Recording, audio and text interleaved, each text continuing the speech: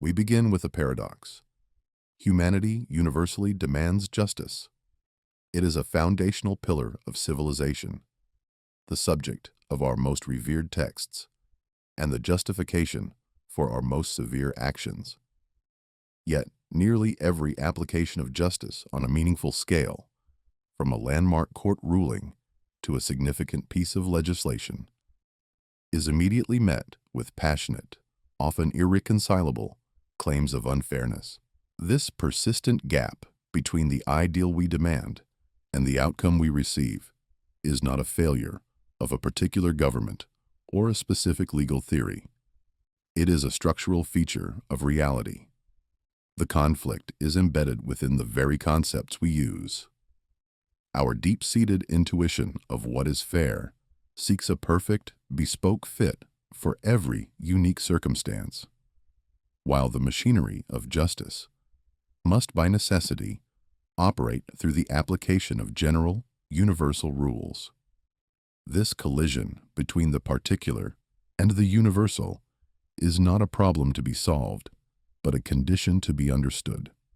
The first thinker to provide a systematic diagnosis of this condition, to map its internal mechanics and points of failure, was Aristotle. His investigation reveals not how to achieve perfect fairness, but why that goal may be an illusion. To proceed with any clarity, we must first perform an act of conceptual hygiene, stripping away centuries of accumulated meaning from the word justice. We return to its first systematic analysis in the Western tradition, Book 5 of Aristotle's Nicomachean Ethics. Here, he immediately establishes a crucial distinction within the Greek concept of dikaiosune. He separates what he calls universal justice from particular justice.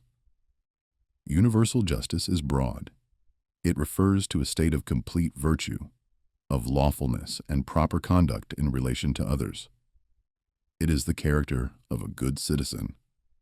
While essential, this is not where the friction of fairness occurs.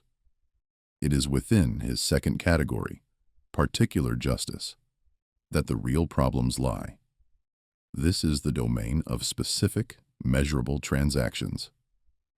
The allocation of goods, the rectification of harms, the balancing of exchanges. Most of our modern debates and frustrations concerning justice are, in fact, debates about this particular form. By isolating it as our subject, we can begin to analyze its mechanics with the precision Aristotle intended, focusing on the specific arena where fairness is meant to be adjudicated and where it so often appears to fail. Having isolated particular justice as our subject, we find its first point of failure not in its moral content, but in its very form. A law, in order to function as a law, must be a universal statement.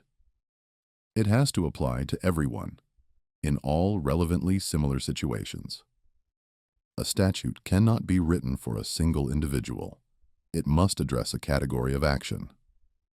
As Aristotle states directly in Book 5, Chapter 10 of his Ethics, all law is universal, but about some things it is not possible to make a universal statement which shall be correct. The legislator, no matter how wise or prescient, is composing rules from a position of finite knowledge about a future of infinite possibilities. A rule that is perfectly just, in its formulation for the 99 foreseeable cases, may produce a deeply unjust outcome in the 100th unforeseen case. This is not a flaw in a specific law that can be corrected by better drafting. It is an inherent limitation of law as a tool. The generality required for a rule to be impartial is the very same quality that ensures its occasional, inevitable clumsiness in the face of unique human circumstances. If law's universal nature is the first problem, the second emerges when we examine its specific mechanisms, beginning with the distribution of goods within a community. This is Aristotle's first form of particular justice, which he terms distributive justice, or dianometicon, dikaion. This mechanism governs the allocation of things that can be divided among members of a society. Assets like public funds, honors, or political office. Here, Aristotle makes a claim that is both intuitive and profoundly challenging. A just distribution is not an equal one. Instead, it must be a proportional one. He specifies that the correct proportion to be used is geometric. The principle is as follows. Person A's share of the good should relate to person B's share in the same ratio as person A's merit relates to person B's merit. If A is twice as worthy, A should receive a share twice as large. This establishes a foundational principle of Aristotelian justice. It is not about treating everyone the same. It is about treating people in proportion to their relevant differences. True distributive justice, in this model, demands that unequal people be treated unequally. Yet, this elegant geometric model contains a fatal unsolved variable, the very definition of merit itself. The Greek term Aristotle uses is axia, which can be translated as worthiness, desert, or merit. The entire system of proportional distribution hinges on our ability to measure this quality. But what is the standard of measurement? Aristotle himself, in both the Nikommachean Ethics and his work on politics, points out that this is the central question over which political systems contend.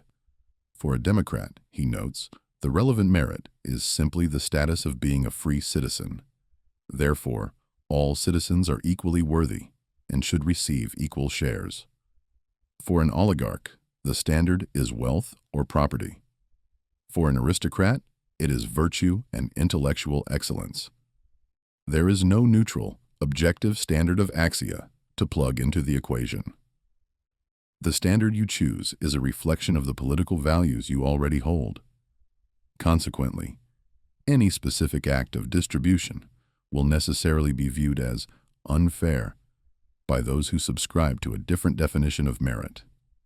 The fairness of the outcome is entirely contingent on a pre-existing and fundamentally contested agreement about what is worthy of reward. Moving from the complexities of distribution, we encounter Aristotle's second form of particular justice, which operates on a starkly different, seemingly simpler mathematical principle. This is corrective justice, or diorthotikon dikaion. Its domain is transactions, both voluntary, like contracts, and involuntary, like theft or assault. Unlike distributive justice, this form is intentionally blind to the merit of the individuals involved. The social status, wealth, or virtue of the plaintiff and defendant are irrelevant. The sole function of corrective justice is to rectify a wrong and restore a disturbed equilibrium. The judge, or dikastes, acts as a neutral arbiter, whose goal is to re-establish the state of affairs before the harm occurred. To do this, Aristotle argues, the judge employs an arithmetic proportion. The law looks only at the distinctness of the injury and treats the parties as equals. It aims to take the gain from the perpetrator and restore the equivalent loss to the victim, as if balancing two sides of an equation to bring them back to zero. This model of arithmetic correction, elegant as it is, creates its own profound challenge precisely because it assumes that all forms of harm are quantifiable. The model of restoring a loss and removing a gain works cleanly when the transaction is purely financial. If $10 are stolen, $10 must be returned. The equation balances. However, this model begins to break down when it confronts the qualitative, non-fungible harms that constitute the most serious injustices. What is the precise arithmetic value of a lost reputation? How does one quantify the psychological trauma resulting from an assault, or the years of life lost to a wrongful conviction? Any monetary award or punitive sentence is, at its core, a translation. A legal and social fiction that assigns a numerical value to an experience that has no inherent number. For the person who has suffered the qualitative loss, the correction is never a true restoration. It is an approximation, an attempt to make an irreparable situation commensurable. This gap between the actual harm and its quantified remedy ensures that the outcome will often feel inadequate, disproportionate, and fundamentally unfair. Beyond the problems in the legal mechanisms themselves lies the fallibility of the human agent tasked with applying them. Whether distributing goods or correcting harms, the universal principle of the law must be applied to a particular case by a human adjudicator. For Aristotle, this is not a mechanical or algorithmic task. It requires the exercise of a specific intellectual virtue he calls phronesis, often translated as practical wisdom or prudence. This is the ability to perceive the morally salient features of a complex situation, to understand the ultimate purpose, or telos, of the law in question, and to make a deliberative, reasoned judgment about how to act. In Book 6 of the Nicomachean Ethics, Aristotle is clear that phronesis is not the same as scientific knowledge, episteme, or theoretical wisdom, sophia. It is a rare capacity forged through years of experience and a well-formed character. This deliberative excellence is the foundation upon which the entire edifice of justice rests, from the legislator's chamber to the judge's bench. A system that is critically dependent on a virtue that is, by its own definition, uncommon, cannot be expected to function with consistent perfection. Even if we could perfect our laws and judges, Aristotle identifies a deeper instability in the very foundation upon which law is built. In Book 5, Chapter 7 of the Ethics, he introduces another crucial and destabilizing distinction, that between natural justice, physikon dikaion, and legal justice, nomikon dikaion. Legal justice is a matter of convention. It is what the law of a particular state says it is, and it can vary from one city or polis to another. Natural justice, by contrast, is supposed to have the same validity everywhere, regardless of what people think. The complication arises when Aristotle notes that even that which is naturally just is, in a way, changeable. This complex passage suggests there is no simple, immutable code of natural law that we can discover and transcribe into our legal systems. We are tasked with creating conventional, legal justice in the hope that it aligns with a natural justice that we can only imperfectly perceive and which may itself not be entirely static. Our laws are, therefore, at best, a cloudy and provisional approximation of a true natural order. This creates a permanent tension between what is legally required and what may be truly just. To compensate for the law's necessary generality, the structural flaw identified at the outset, Aristotle introduces a sophisticated tool for correction he calls equity, or epieikeia. For Aristotle, equity is not a rival system to justice. It is, as he states, a rectification of legal justice. To explain this, he employs a powerful analogy from the architecture of his time. He compares equity to the flexible ruler made of lead used by builders on the island of Lesbos. This lead strip, unlike a rigid ruler, could be bent to fit the contours of an irregular stone, allowing for a precise measurement. In the same way, the equitable judge is meant to bend the law to fit the specific contours of reality. When a law's universal wording produces a harsh result, the judge applies a judgment that is truer to the law's original spirit than the letter of the law itself. This proposed solution, however, creates a recursive dilemma by magnifying the system's reliance on fallible human wisdom. The critical vulnerability we established when examining the role of the adjudicator. It is an explicit instruction for the judge to exercise discretion, to move beyond the written text, and consult their own practical wisdom. This places an extraordinary, almost superhuman burden on the adjudicator. In the hands of a truly wise and virtuous judge, equity is a tool of profound justice. But in the hands of a biased, corrupt, or simply unwise judge, it becomes a license for arbitrary and inconsistent rulings, all under the unimpeachable banner of fairness. The solution to the problem of law's rigidity is an unregulated reliance on the very human judgment that is itself a primary source of inconsistency.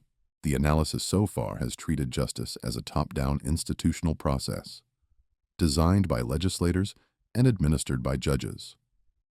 But Aristotle's framework reveals a reciprocal demand placed upon the citizenry itself. A just state is not merely one with well-written laws. It must be a state populated by just individuals. The entire project of the Nicomachean Ethics is not to design a perfect system, but to describe the formation of a virtuous character, or hexis. Justice, in this context, is the complete virtue, because it is concerned not just with one's own state, but with one's conduct towards others. A society composed of citizens who are perpetually seeking to exploit legal loopholes, who are driven by self-interest, and who lack a shared sense of civic responsibility, will strain any legal framework to its breaking point. The fairness of a system, therefore, is not merely an institutional property. It is an emergent property that arises from the collective character of its people. A society that has lost its internal, shared commitment to virtue cannot be made just by external, perfectly engineered laws. This reliance on citizen character hints at a deeper truth. The fairness of any system is not merely a question of its internal mechanics, but of its ultimate purpose. And it is here, in the question of purpose, that we find the most profound reason for justice's eternal struggle. We now arrive at the deepest layer of the problem. For Aristotle, ethics and politics are inseparable and teleological. That is, they are directed toward an end or purpose. In his Politics and Ethics, he is clear. The telos of the polis, the city-state, is not merely to ensure survival or facilitate commerce.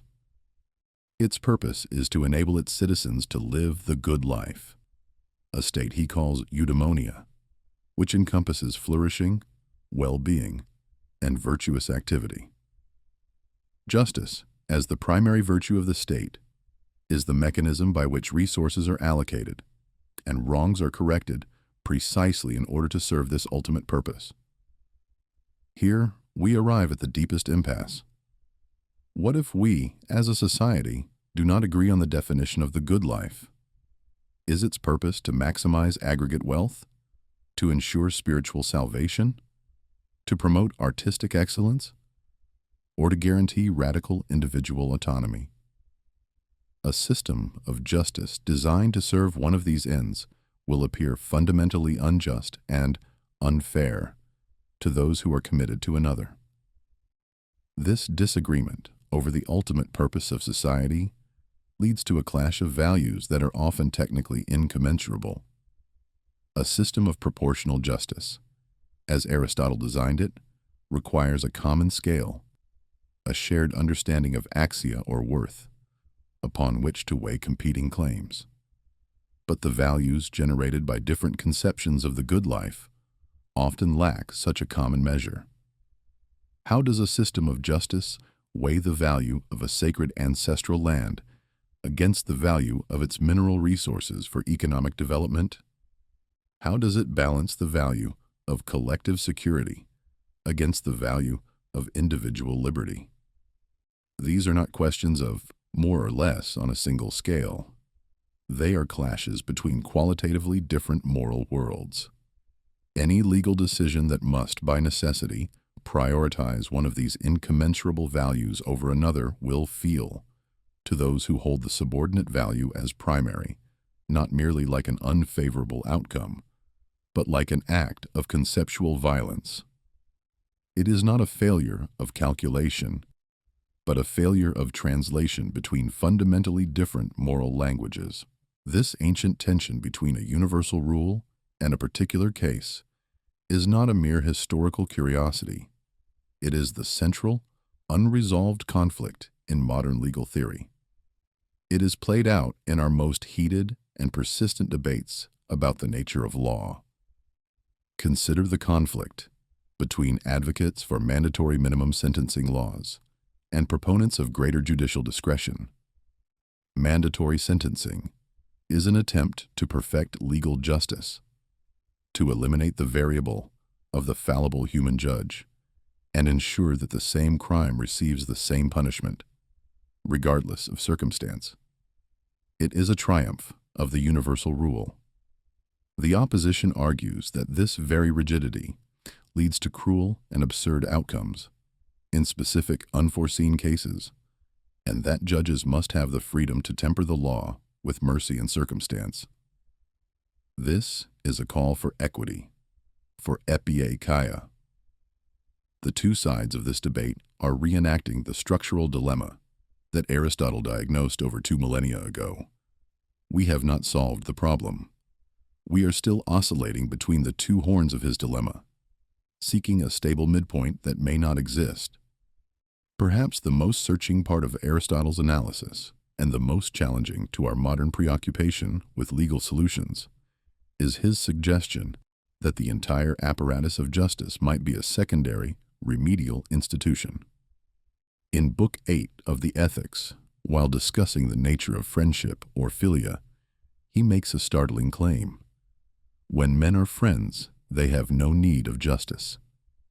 He argues that true friendship, especially the highest form based on shared virtue, operates on a plane where justice becomes obsolete. Friends act for the good of one another out of affection and a shared commitment to a good life, not out of a fear of legal sanction or a calculation of contractual obligation. Goods are shared, based on need and goodwill, not on a geometric proportion of merit. This suggests that justice is a mechanism required for societies where this level of goodwill is absent or incomplete. It is the necessary, but inferior, tool for mediating relationships between strangers. The constant, desperate demand for more and better justice may itself be a symptom of a deeper social fragmentation, a sign that the bonds of civic friendship have withered. Ultimately, the complete architecture of justice, first charted by Aristotle, reveals itself not as a solvable engineering problem, but as a permanent human condition. It is a system designed to reconcile the universal with the particular. Yet, as we have seen, this system depends on a shared standard of merit that our pluralistic societies do not possess. It must be administered by judges with a practical wisdom, a phronesis, that is by definition rare and cannot be guaranteed.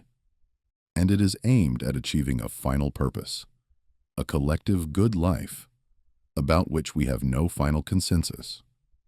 The persistent demand for a truly fair system is a demand for a finite, universal mechanism to produce an infinite number of perfectly tailored, particular outcomes. This is a logical impossibility. Aristotle's analysis forces us to confront the idea that the gap between the justice we can administer and the fairness we desire is not a flaw to be eliminated. It is perhaps the very space in which the unending, necessary, and deeply human negotiation of our shared values must take place,